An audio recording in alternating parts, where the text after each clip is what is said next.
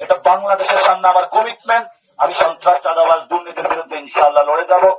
এবং আজকে এখানে আমাদের ঢাকা ৮ আসনের আসন পরিচালক পল্টন থানার আমির জামায়াত ইসলামের শাহিন আহমেদ খান, ওনাকেও অনেক আঘাত করেছে, ভাইরা রক্ষা করেছেন, ছাত্র শিবিরের ভাইরা, ছাত্র শক্তির ভাইরা, আপনারা দেখেছেন অনেককে আঘাত করা হয়েছে। এখন আমি আপনাদের সামনে নামগুলো বলবো, তারপরে জনাব নাহিদ ইসলাম কথা বলবেন। আজকে